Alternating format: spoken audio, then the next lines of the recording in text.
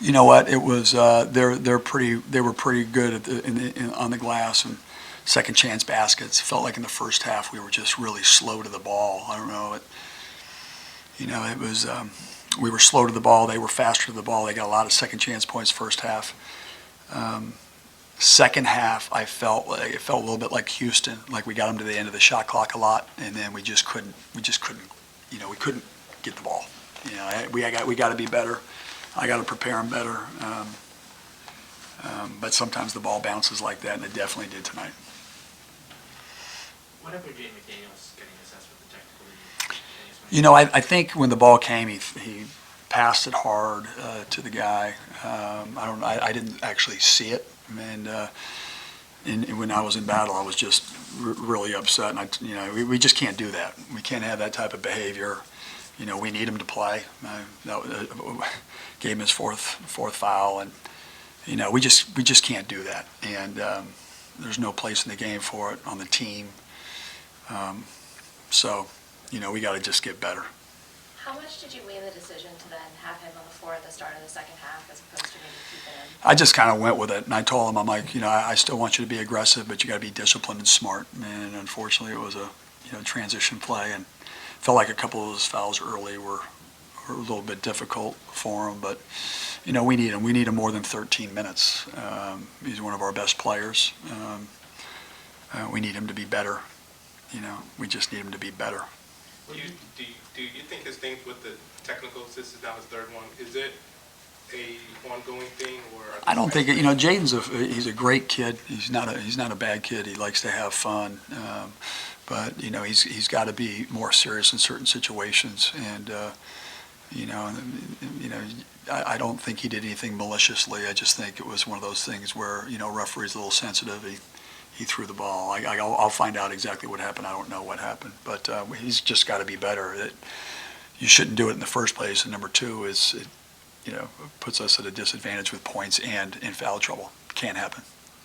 What went behind the decision to play Raekwon and Nate Roberts those minutes? You know what? I wanted to. I don't feel like we've got our full stride as a team, and Raekwon's had some really good practices, and he's such a good shooter that I felt I wanted to give him an opportunity to see how he did. I thought he did a really good job.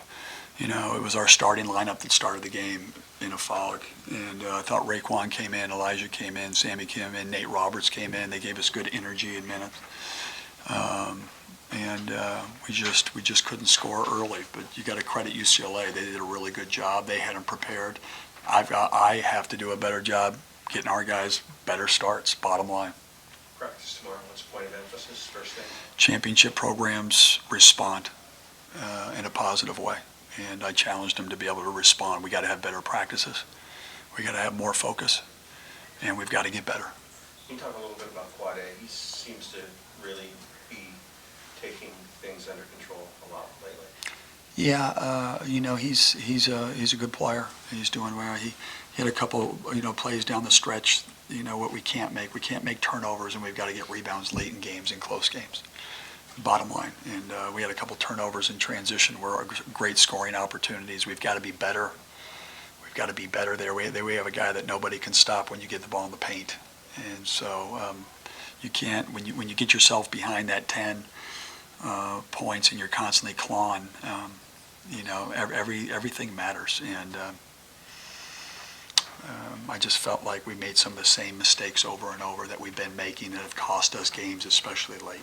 How surprising was it that you guys lost their three-point shooter at the end there?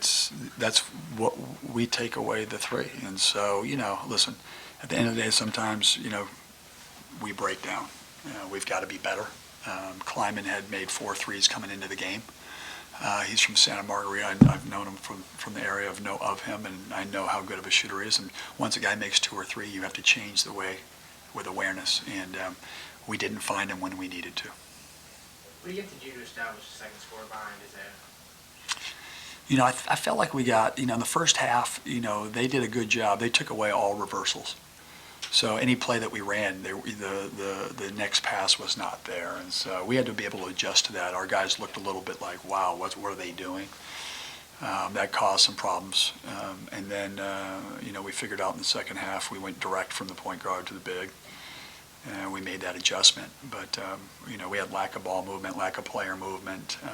Made it look like, we lost our poise in that situation. But those types of situations, hopefully, this becomes the best learning experience for us. I hate to lose and learn, but sometimes you need to do it. So see how we respond, get better in practice, DMGB, doesn't matter, get better.